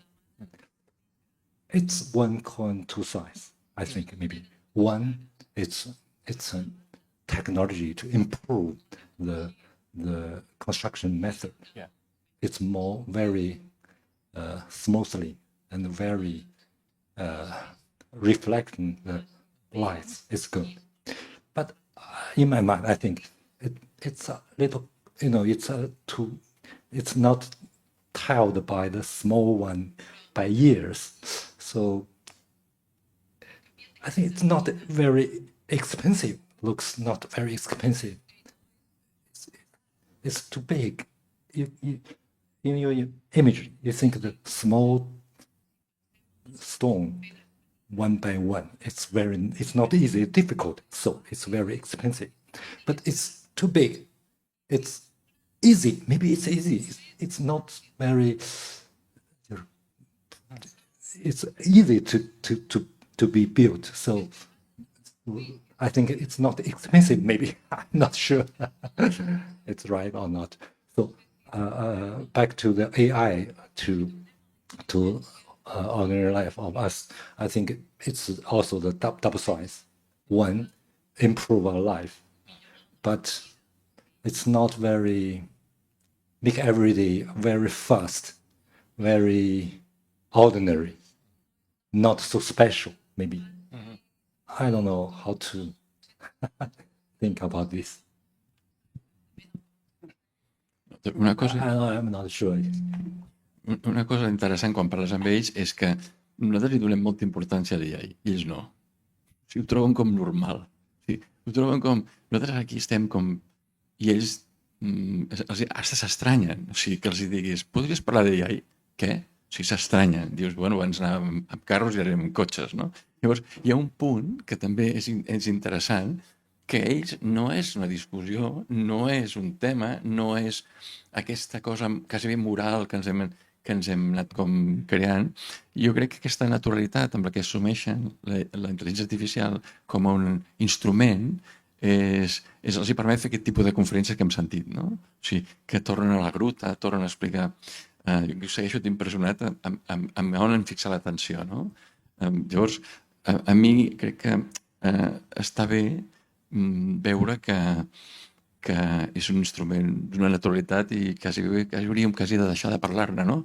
Perquè ha de ser absolutament natural, no? Sí, i en arquitectura hi ha moltes coses tècniques que poden ser alliberades o anar més ràpid a través de processos d'intel·ligència.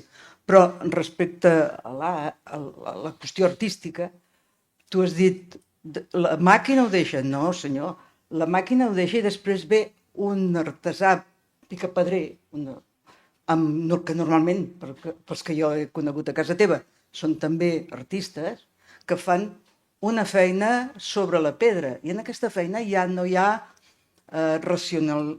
No es fa servir tant el cap com una cosa intuïtiva i una cosa relacional amb la matèria. I llavors, potser aquí surten els defectes que fan que la cosa tingui humanitat. I després, doncs, els que no som especialistes en talla de pedra com jo, doncs acabem fent el nostre toc tallant la pedra.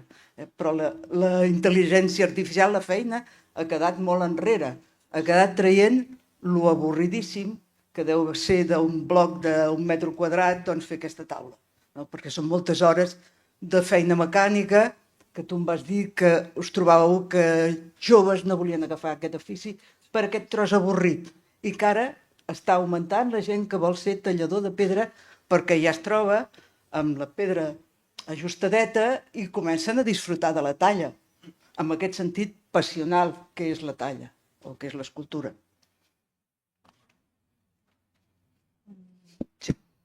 Jo voldria tornar a una de les obres que ha presentat el nostre convidat, i és dos projectes concretament. Un és l'Escola d'Agricultura de Shandong i l'altre és el Centre d'Investigació Mèdica.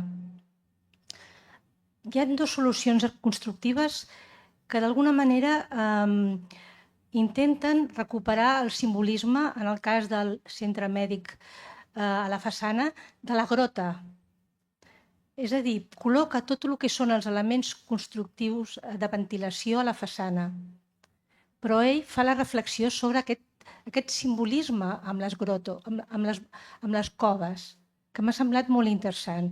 I l'altre era els elements de ventilació del Centre d'Agricultura de Shandong, que ell relaciona com uns dits que pugen cap amunt i també fa servir uns panells de ceràmica verda. Aleshores, la meva pregunta és: quan important és a l'arquitectura contemporània l'ornament, el simbolisme, que en el cas de Gaudí és tan important, però que en el seu cas a l'arquitectura contemporània reflexa d'una manera tan minimal i tan actual? És una tendència o és simplement una opció seva personal? Yes, it's a personal choice. I think it's mi copa. És tu copa. Pequeña copa. Pequeña copa. I think it's a personal choice. In my opinion, the architecture is a combine of technology of the humanity altogether. For the humanity, the history, the culture, art, imagination is important. It's individual feelings of each design. So for my projects, I think you should balance the 2 points. The material uses, the technology, and the humanities, the personal characteristics all together is very important. But for everyone, for every project, each project, I think the humanity is more important than the materialities. It's a characteristic from your own from your own choice or your feelings of the art, of the history, of the culture. Yeah. It's my choice. Entenem, doncs, que el simbolisme o d'alguna manera transmetre alguna més que una solució tecnològica constructiva és un deure també de l'arquitectura contemporània? For me, yes. For me, yes. Una altra qüestió. En el temps on les ciutats del món cada vegada s'assemblen més, com cada cultura o cada entorn pot expressar una singularitat especial? En el cas de Xina, quina tendència o quin camí pot seguir Xina?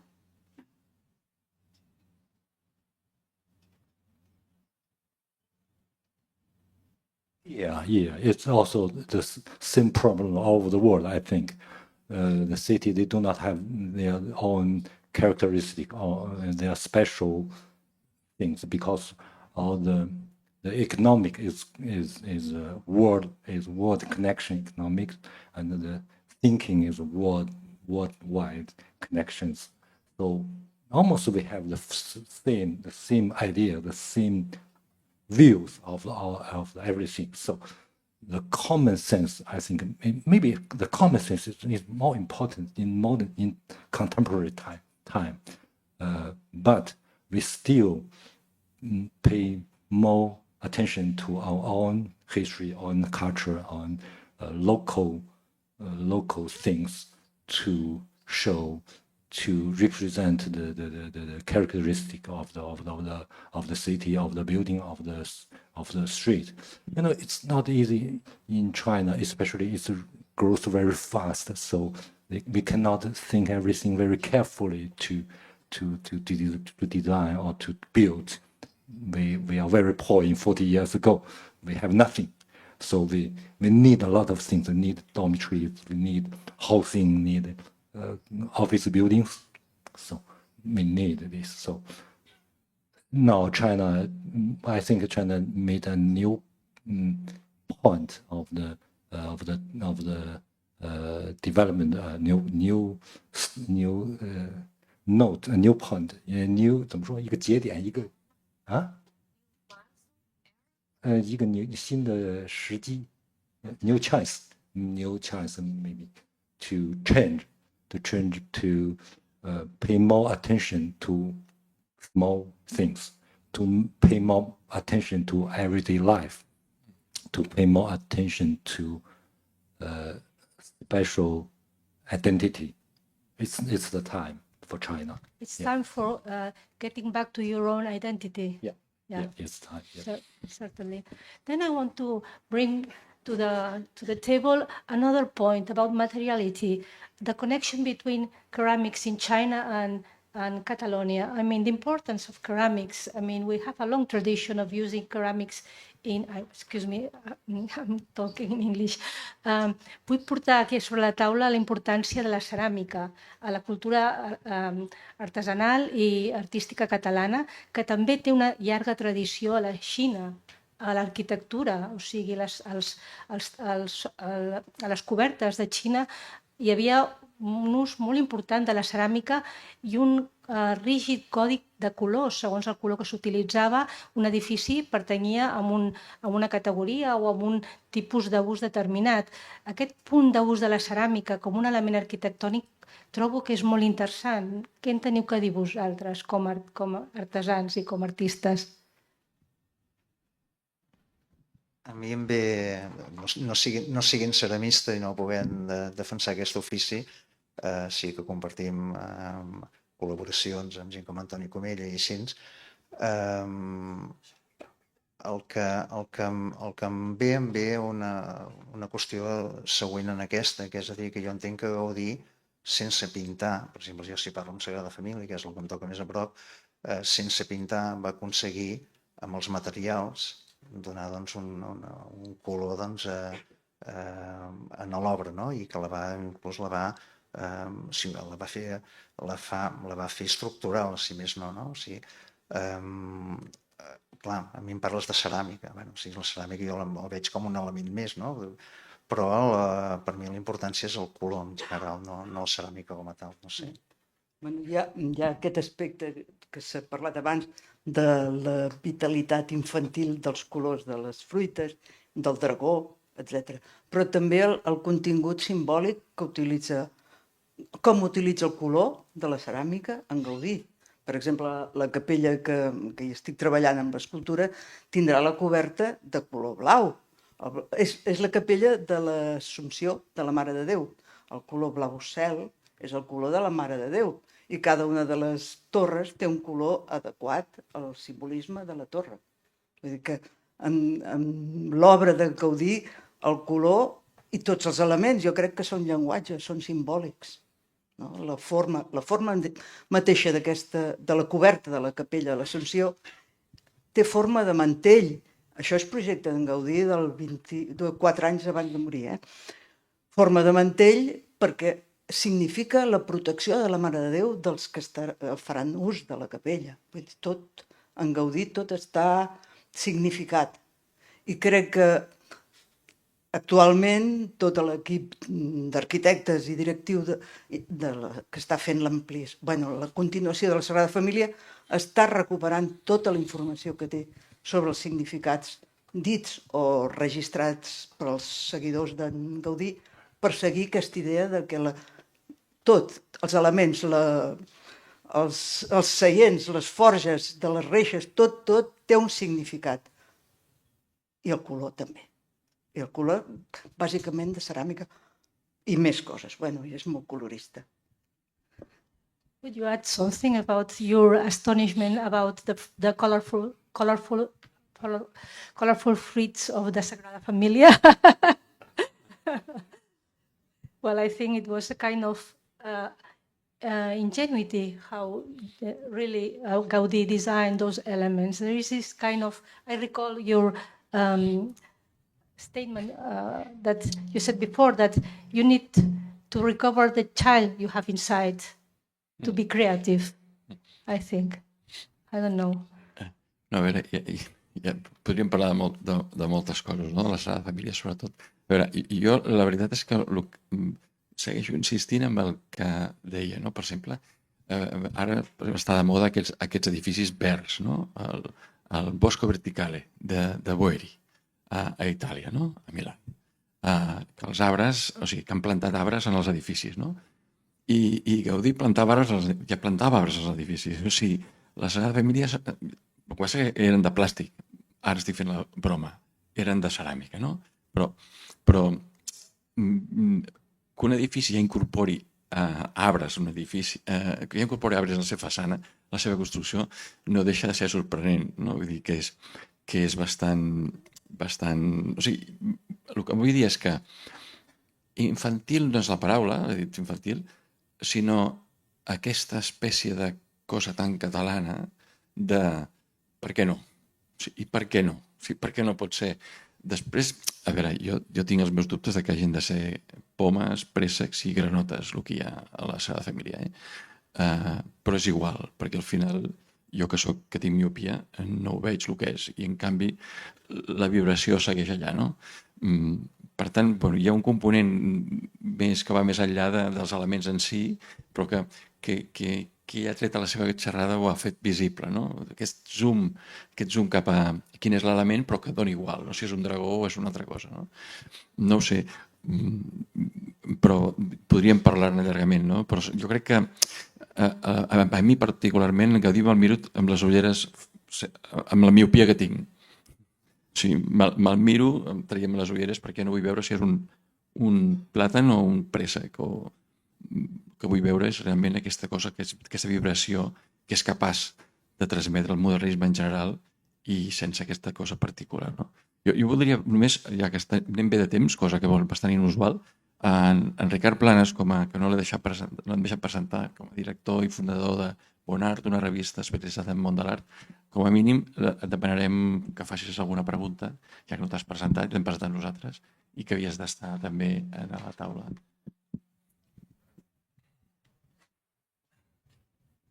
Tenia pensada una,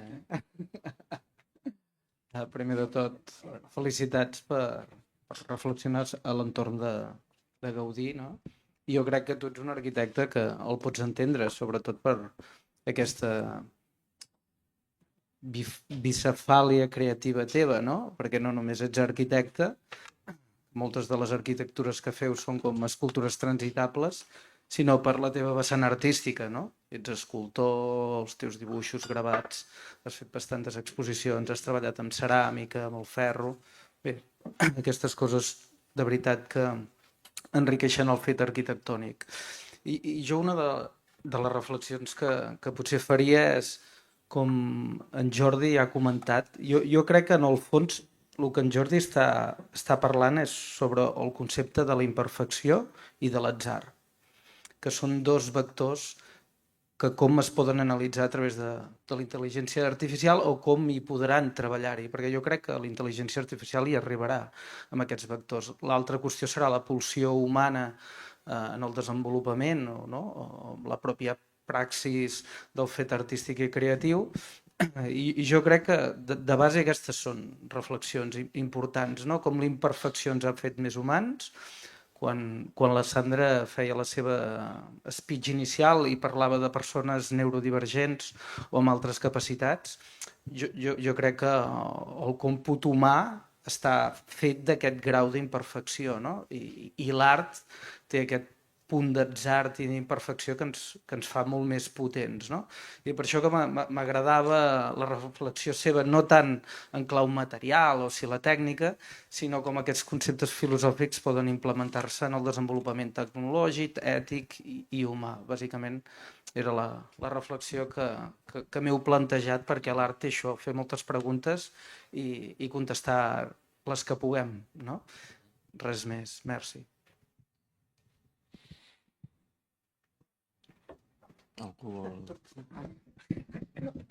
Potser jo convidaria amb algú dels assistents, si vol fer alguna pregunta als ponents, doncs seran benvingudes. Alguna pregunta? Realment ha sigut molt enriquidor, tant una ponència com l'altra, perquè ens han obert els ulls a una realitat de la praxis professional i de l'entorn tecnològic en què es mou la professió de l'arquitectura xina, que molts de nosaltres intuïem però desconeixíem amb precisió, trobo. Jo felicitar-vos perquè és una jornada inspiradora, però a mi m'agradaria també una mica, per la teva experiència, María José, o sigui, jo crec que un dels reptes també està amb l'espai públic i com l'arquitectura s'ha vist al Congrés, no només és els edificis, sinó que té un abast molt més ampli. I aquí jo crec que a Barcelona podem col·laborar amb la Xina, no? Amb com aquest espai públic ha de ser, doncs, on la natura, no? Que era tan present, inspiració en Gaudí també. Gaudí dissenya molts jardins i dissenya també d'alguna manera que el jardí entre l'arquitectura i que l'arquitectura i el jardí de fora també es fusionin, no? Llavors jo crec que com la mirada de l'espai públic, sobretot tu perquè és la teva recerca, María José, però també des de la Xina, no? Com l'esteu abordant?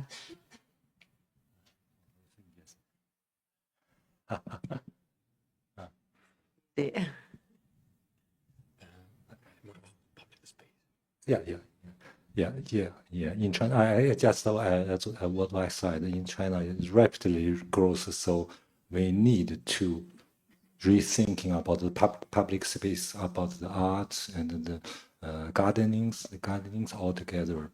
In Beijing, in recent years, the government have built a lot of we call it 口袋公园, a small pocket park in the city.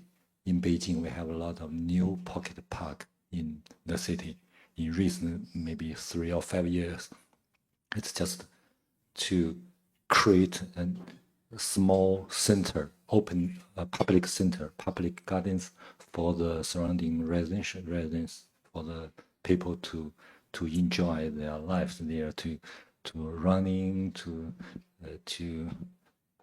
poke game here for Honorary.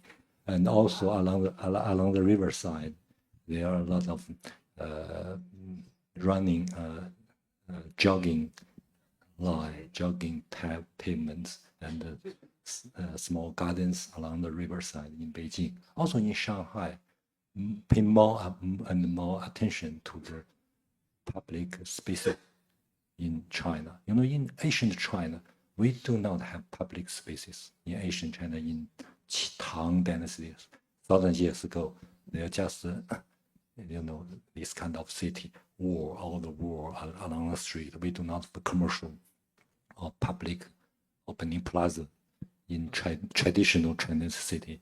But now, more and more opening spaces are created in the city, in Beijing, Shanghai, Guangzhou, especially in Chengdu. A lot of things, very activity, the whole city for the mahjong. They play mahjong, and for the tea house, and in the night, in the evening, a lot of activities along the street side. It's good change in China now. I això està, a veure, crec que està molt bé. A veure, jo crec que Xina està fent un pas molt important en l'espai públic i molts temes que en deien urban regeneration, no? De regeneració urbana, en diuen urban escalating, que és el que diu ell, els parcs butxaca. No? Crec que estan entenent també l'urbanisme dels espais públics per diferents escales, recuperant l'herència, el patrimoni, que hi ha hagut una primera etapa que potser s'ha fet tabula rasa, però en aquests moments estan fent d'una manera molt quirúrgica gairebé, però a diferents escales. I jo crec que aquest urban regeneration, urban escalating, ens pot servir no com a lliçó, crec que ells estan aprenent molt de nosaltres, però hi ha arribat un punt en què pot ser molt bidireccional, no? I en aquest sentit és una mica en el que ens serveix molt aquest congrés per posar en diàleg nosaltres i Xina, no? I per tant, en aquest sentit, felicitar-los perquè comencem i mirem a Xina com a també experiències que ens poden servir a nosaltres per al futur, no?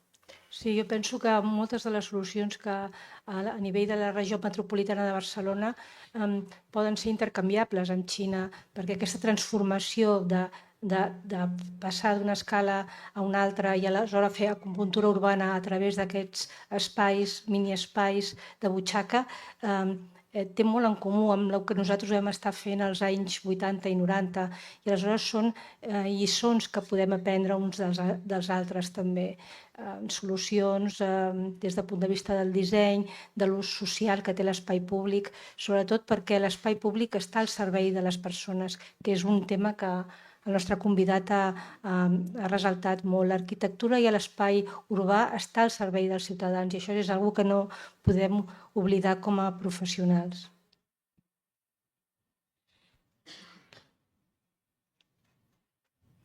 Sí? Una pregunta per tornar un moment a l'artesania. Més enllà de Gaudí, els arquitectes fem servir els artesans, tant aquí com a la Xina?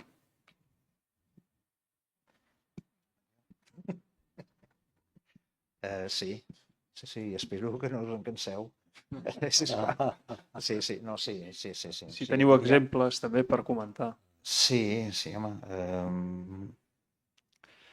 A veure, nosaltres, en el meu cas, com a artesà, com a picapedrer, depenem del prescriptor, sigui arquitecte, sigui artista, ara molt dissenyadors, no? Exemples ara no te'n sé dir, podria dir noms d'artistes que hem fet, d'aquí una mica te'ls diré, estic nerviós i no em surten les paraules. Sí que veig que hi ha una evolució en tant en quant al producte que fem. O sigui, miro el producte que feia el meu avi, amb el que feia el meu pare, amb el que he fet jo i el que està desenvolupant el meu fill no té res a veure. I ara fem làmperes de pedra. No havíem pensat mai que faríem làmperes de pedra. Sí, penso que sí. Penso que sí que l'arquitecte pensa en pedra, el que no coneix és les possibilitats que hi ha de producció avui dia de pedra. O sigui, tu te'n vas, parlem de Xina, no? Clar, jo he estat a Xina un parell de vegades, he vist el que poden arribar a fer en pedra. És una animalada, és un espectacle. Jo no crec que dels que estem aquí siguem conscients del que poden arribar a fer aquesta gent en pedra, no? Tant tècnicament, perquè també tècnicament són una gent que estan molt evolucionats. En el cas nostre, doncs, ja és el que et dic, nosaltres la feina ens està evolucionant, es fan moltes menys masies de les que es feien i es fan moltes més làmperes de les que es feien. Jo penso que és la societat, sempre hem anat paral·lels a la societat nosaltres. Abans es feien moles de molí perquè s'havia de moldre el paper i el cartró, ara doncs, fem aquestes làmperes, que és el que la gent vol col·locar a casa seva. Jo crec que amb arquitectura pública normalment hi ha la combinació. L'arquitecte normalment posa un element, potser significatiu per l'edifici o la plaça que està fent i necessita una obra que aporti el significat aquest. I en la més privada jo crec que potser es pensa més en elements decoratius que no artístics, amb la idea que l'artístic porta contingut, més neutres.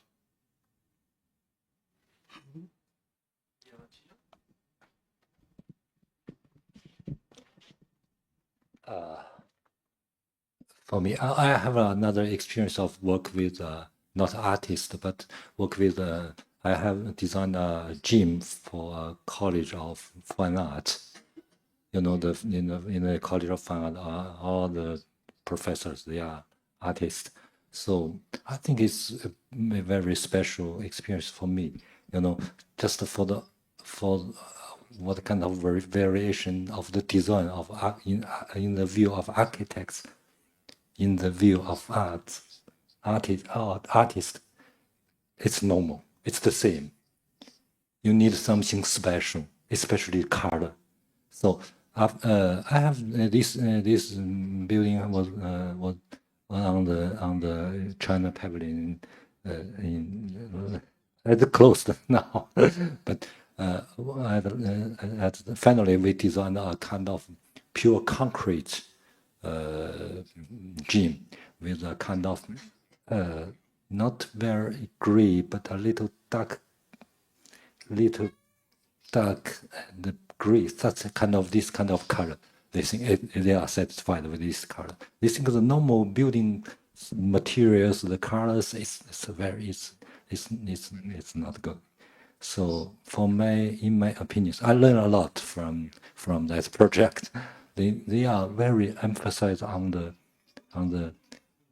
texture of the materials, on the color, and also on the view. The site is very special. They can see a mountain in Shanxi, in the middle of China, a very important mountain. Just as the motto, the mountain in motto inside. Just this kind of places in maybe 1,500 years ago. It's this kind of mountain. Just you can see the mountain. So the view to the mountain is very important, and the texture of the material and the color is important. The form is a little special. They think it's good. So I learned a lot from the artists in that during the design of that project. Yeah.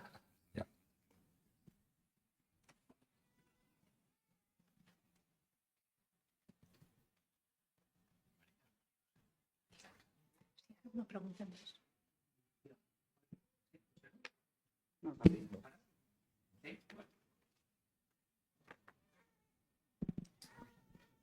Sí? Vale, perdona. Jo volia preguntar-li al senyor Yulong pel tema de l'emergència climàtica. Aquí a Espanya doncs cada cop les temperatures són més elevades i tot el tema de la rehabilitació d'edificis perquè estiguin més preparats per a aquest futur més complicat a nivell tèrmic, diguéssim, sembla que és una realitat que potser només es poden permetre algunes persones i sobretot la gent que viu en edificis que no estan preparats per a aquestes situacions solen ser les famílies més vulnerables, no? I es parla de la resiliència climàtica. No sé si a la Xina tots aquests avenços tecnològics que tenen en compte aquestes situacions són només per un tipus de classe que se'ls podrà permetre o que està pensat perquè en un futur la gran massa de la població xinesa pugui beneficiar-se de tots aquests avenços a nivells també de sostenibilitat i d'emergència climàtica. Yeah, thank you. So in China, also the climate change influenced China a lot. The same, in North China, in Beijing, in 10 years ago, it's a little dry, and in the summer it's not very hot. But now in Beijing, in the North China, it become more and more hot and humidity and hot in North China. It's changed a lot. The underground water is raised. So for the fundamental of the building, it faced the new problems of the fundamental of the building. So, and also it's very hot in summer and not very cold in winter now in North China. And in South China, a lot of typhoon, a lot of typhoon in summertime.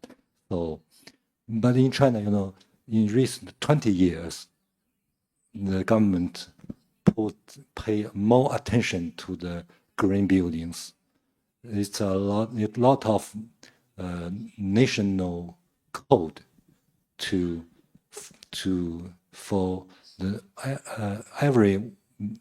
for all the design, all the buildings need to be not green building, just enveloped by 怎么说啊？保温隔热啊，这 insulation of the outside of the wall, and to give the 遮阳啊，什么 shading for the window in South China, and insulation in the North China.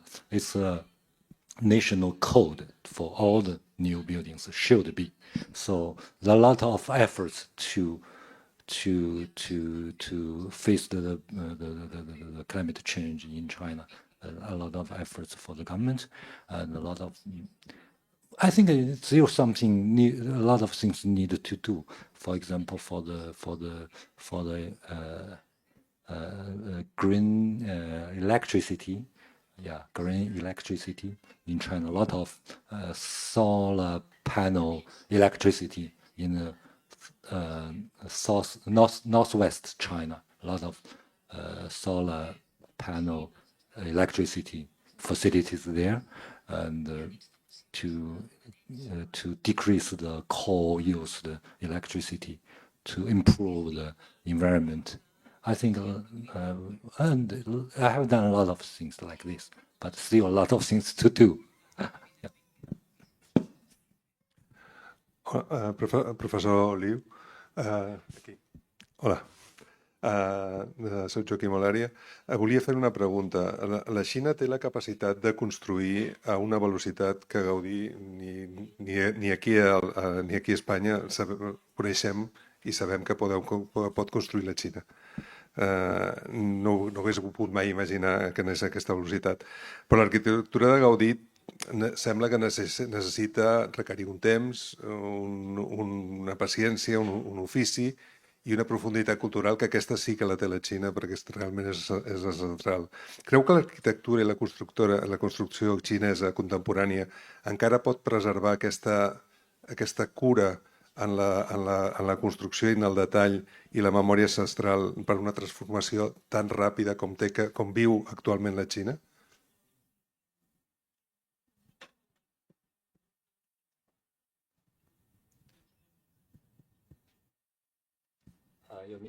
You mean can China still constructed so fast, so many? No, I don't think so. I know. Because I just add what I said. In the last 40 years, before 40 years ago, we have nothing. Yes. Now we almost have something. Yeah, everybody have his own house, a lot of office building, and also a lot of commercial spaces. But in China, the 快递 delivery 怎么说快递? Delivery system is very fast, so the commercial facilities they are not was influenced by the delivery systems a lot in recent 3 years. A lot of people, they stay at home. They get everything from delivery system. They do not go to the shopping center, go to the restaurant. They just order it on the phone. So we face other problems, just like the office building. Abundant.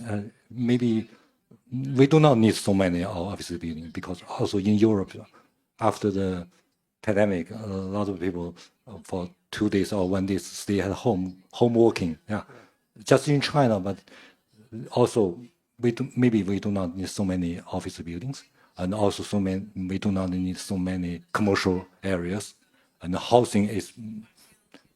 Maybe it's enough for other people. A lot of population, but built a lot of house. So I think it's the time to change the idea of the development to a new era of the development. Just like Europe, we are in a small renovation for better life, for pocket park, for small things, for addition, for renovation, for high quality, not the rapidly math, the big. It's not the time.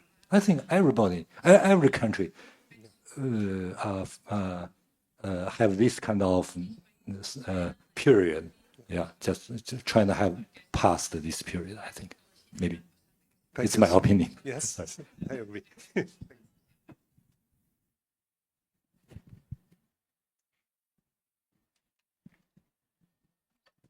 I think it's time to close our debate. Thank you for our guests and for the ones who have been with us and show so much interest on the subjects displayed here.